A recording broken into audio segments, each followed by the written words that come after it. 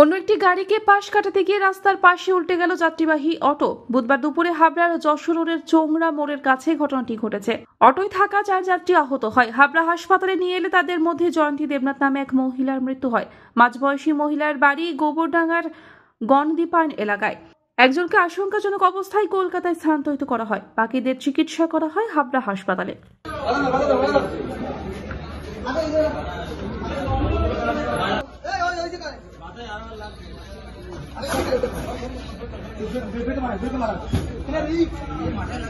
অটোটা যাচ্ছিল, এবার সামনে একটা বড় ট্রাক আসছিল, ট্রাকটা এবার সোজা আসছিল, তো অটোটা সামনাসামনি হয়ে গেছে, ওই জন্য বাঁ দিকে কাটাতে গিয়ে মানে ওটা পাল্টি মেরে দিয়েছে।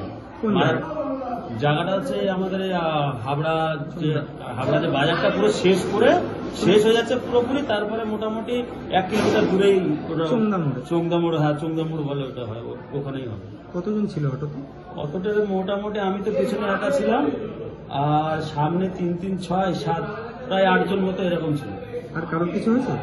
আর একজন তো শুনছি মারা গেছে মহিলা, আর একজন বৃদ্ধ মহিলা, ওনার তো পুরো মাথার চামড়াটা পুরো উল্টে গেছে, ওনার তো কোনো সেলাই হয়নি, ওইভাবে হয়তো ব্যান্ডেজ করেছে। আরো কয়েকজন ক্ষতি হয়েছে, আমি ঠিক জানি না কতজন আরো কোথা থেকে নিয়ে এসে। কোন রুটের অটো ছিল এটা?